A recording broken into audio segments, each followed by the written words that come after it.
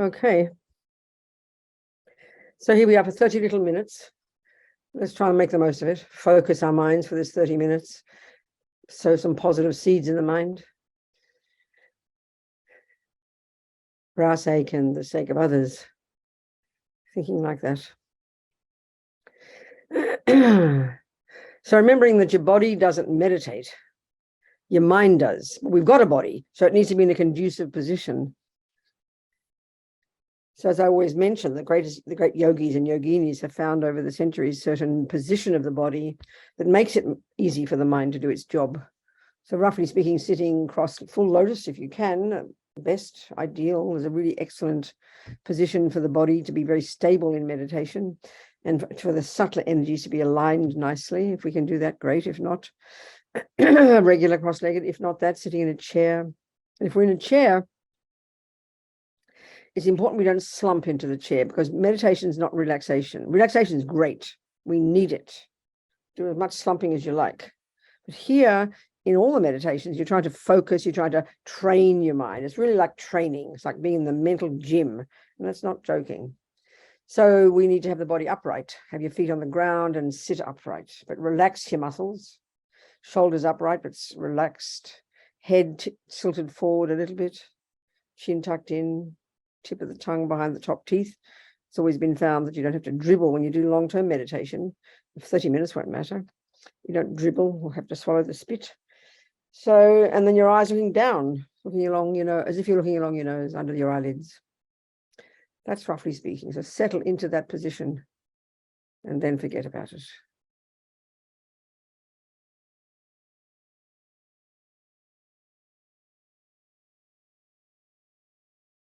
So we'll do a couple of little different techniques this morning. We'll do a kind of a concentration technique. There's two main kinds of meditation for the Buddha. Thousands of techniques, but two main ways of using our minds in meditation.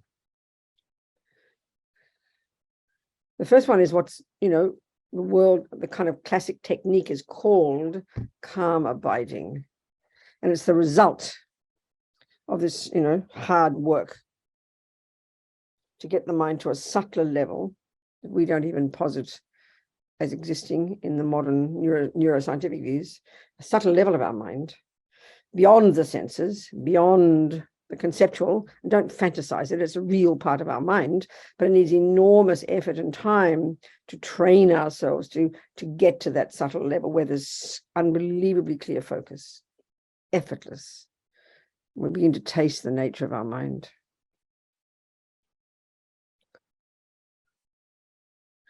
So concentration, that first technique, just broadly speaking, is called as learning how to concentrate. Now, the question is, why would you want to do that? Because we want to get the second mode of meditation within which we get insight. So don't fantasize that word. It's Vipassana in Sanskrit. Don't mystify it. Insight's a lovely word in English. Insight, inner seeing, meaning we learn through getting concentration in the first mode. We utilize that concentrated mind to the degree that we can get it.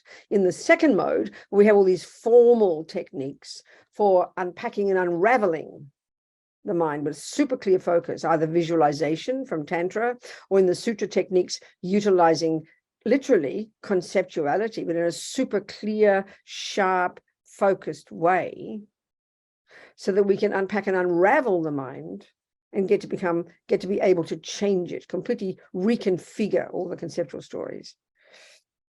That's the second mode of meditation. There's all kinds of techniques in that one. So let's do a bit of the first one, concentration.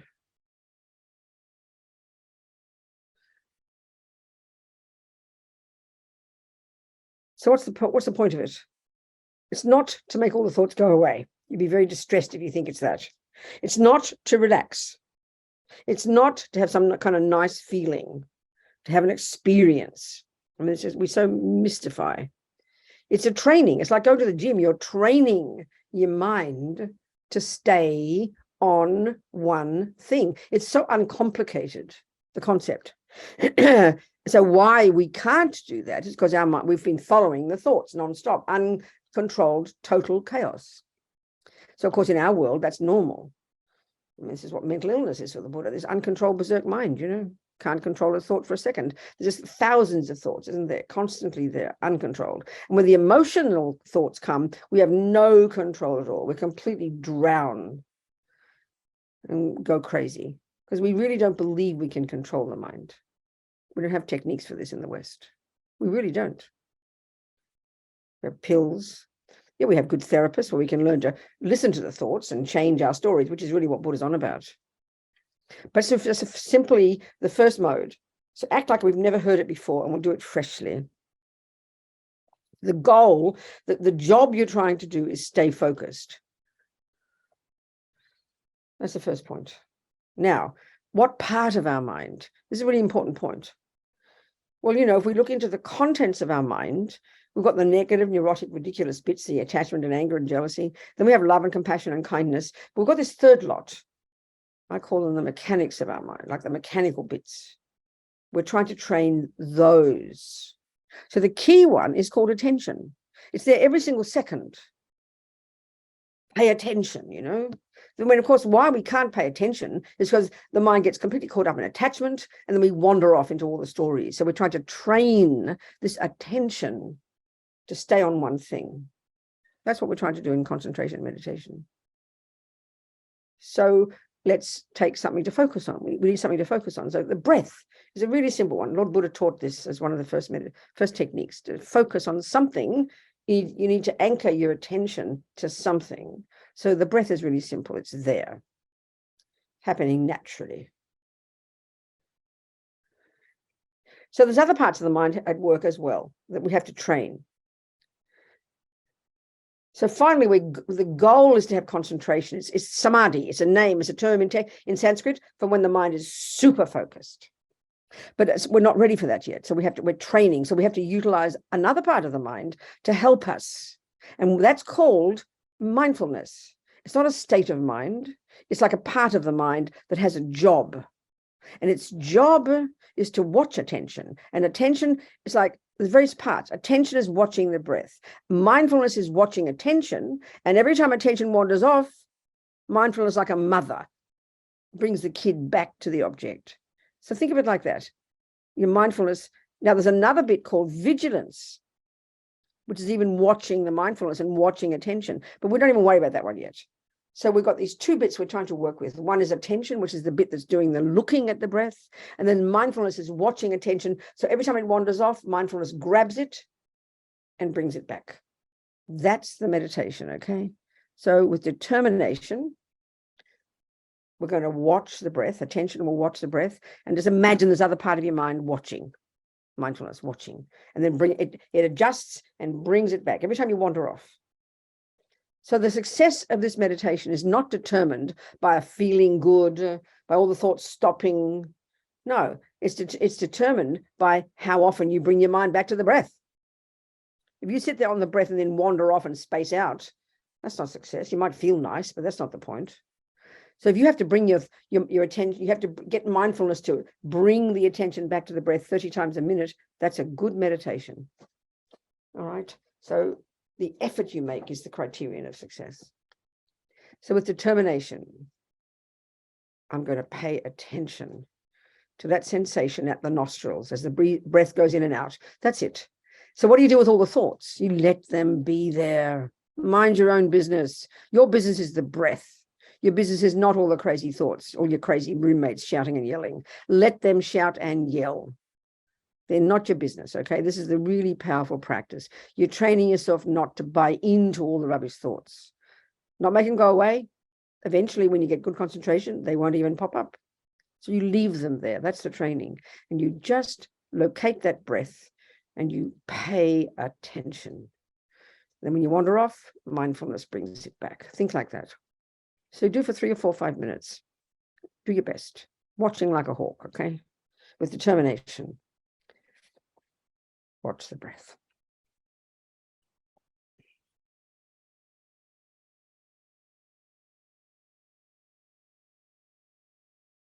Like you're driving on a freeway. No matter how chaotic it gets, you cannot lose attention, can you? You've got to stay focused. Have that sense of kind of urgency and not weak, but a strong mind.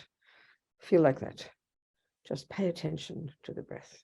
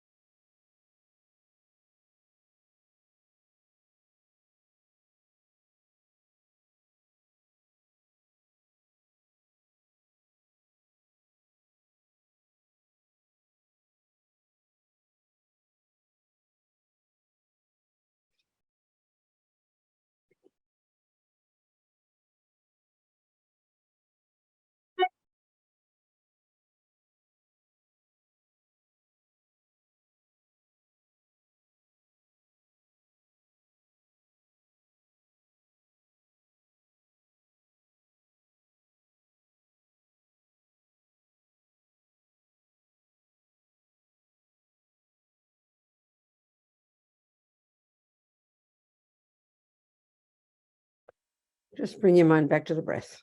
That's it. Stay on the breath. Let the thoughts come and go. Don't space out. Have a sense of kind of strength, not weak and spacious, not weak strength, just the breath. Watch the breath.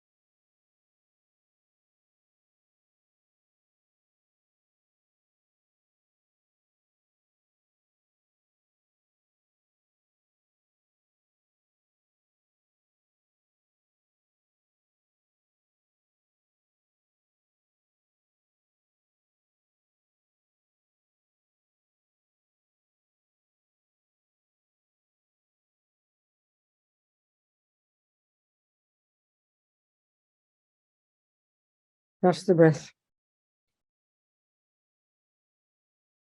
Keep the mind sharp and alert, not spaced out. Sense of urgency almost. Strongly see the breath. Don't sink into it and become sort of soft. Just watch it.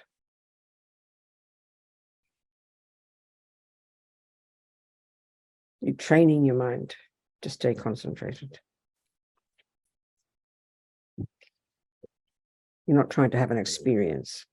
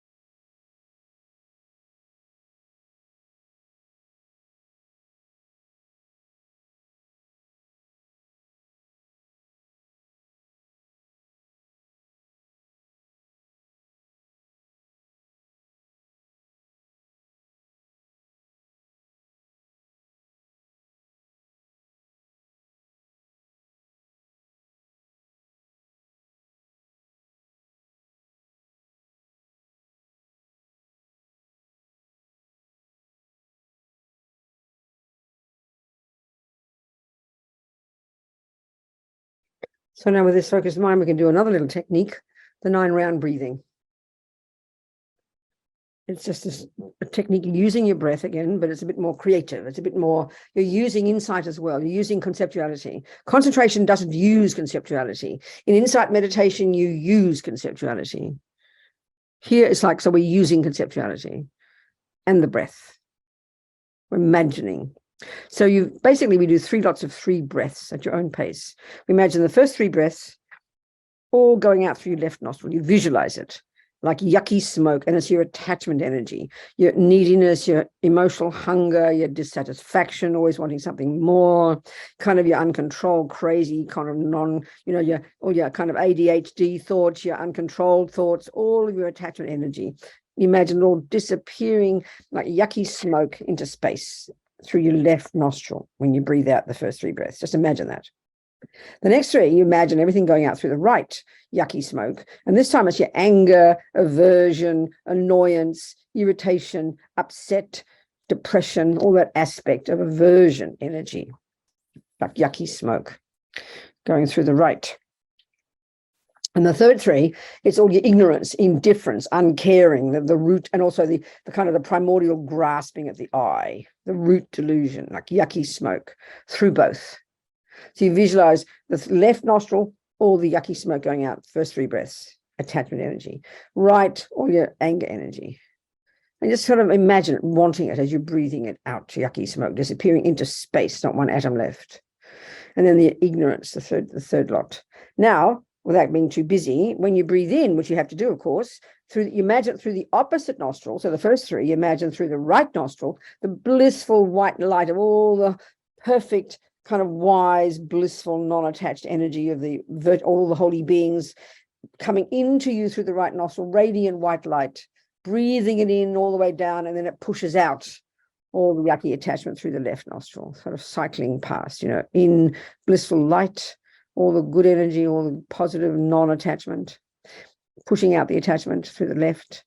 And then the reverse for the next 3, blissful non-anger energy, patient energy, peaceful energy through the left nostril, blissful white smoke, white light, going all the way down and pushing out the yucky black smoke, the yucky smoke, the anger, and then the same. So do your best with that, just sort of imagining it cycling through. So the benefit of it is that it is the wish that it be this way, the visualizing it, labeling it like this, as well as steadying the breath. Don't do very forceful breaths, but full, complete breaths. Do your best at your own pace. If you kind of lose the plot and forget, just watch the breath again. Few of those. Want it from your heart. Imagine it.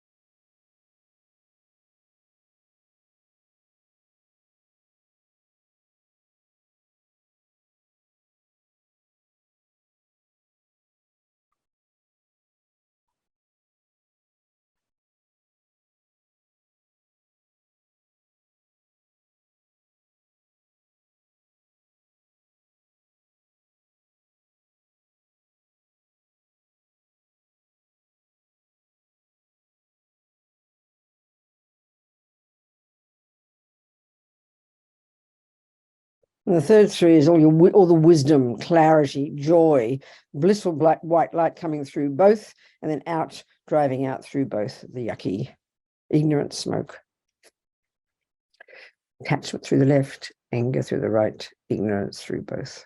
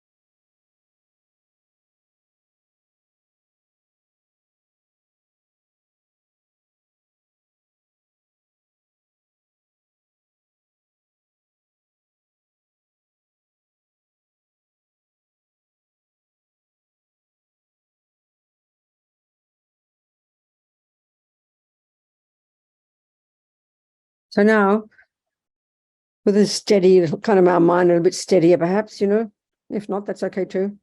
We just now imagine, just kind of imagine. You see, our mind is all the thoughts and feelings and emotions. That's the grosser level. But when it's more quiet, when it's more subtle, they say the mind is, when our mind is less neurotic, it's more blissful, more joyful, because it's more virtuous. It's very natural. And that's our natural state, the Buddha says. I mean, it's pretty incredible, really. Think about it. Your mind is naturally clear and pure. So we're trying to subdue the nonsense that pollutes it, So we just imagine that. We imagine our consciousness, our cognition, our awareness, our mind suddenly expand, because it's not physical in any way, to fill the universe. Because how can something which is not physical be confined by space or time or matter? It's only because of habit for so long, many lifetimes, that our mind is kind of stuck in this body. We can't see past our own nose. So imagine our mind, our consciousness, kind of radiant, vast, clear, spacious, filling the universe. There's nowhere where it's not. Just kind of imagine this. Super clear, light, peaceful, spacious, radiant, virtuous, naturally, pervading the universe. No thoughts. No thoughts. Just imagine, relax into that. Taste your own true nature.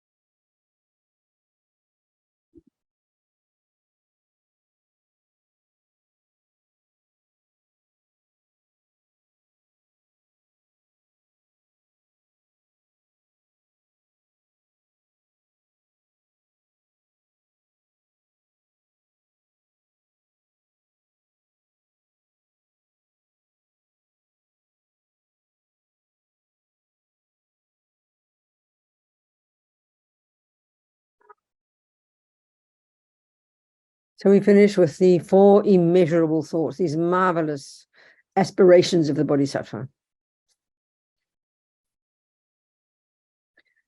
How wonderful it would be if all sentient beings could abide in equanimity, free of attachment, anger, and ignorance. May they abide so. And the next one is this brave attitude of the Bodhisattva, this courageous attitude, that if I don't do it, who will? It's really a brave attitude that I will take responsibility. I will make this happen. Please, Buddha, bless me to be able to do this.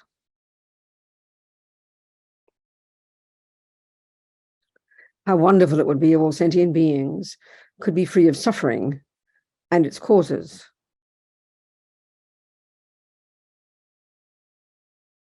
May they be free.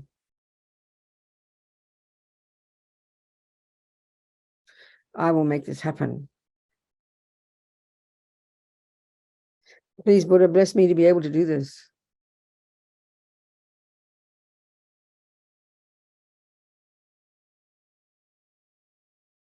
How wonderful it will be if all sentient beings could have happiness and its causes, especially enlightenment, the happiness of enlightenment. May they have them. I will make this happen. Please, Buddha, bless me to be able to do this.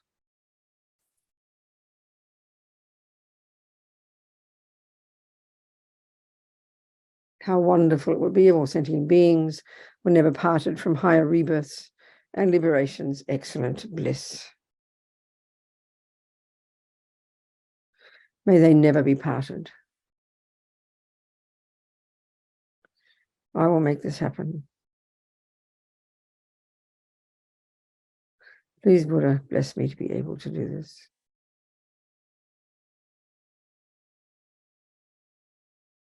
So that's it for 30 minutes. Every second of it we try to use. Every second has sowed seeds in our mind. Be so happy.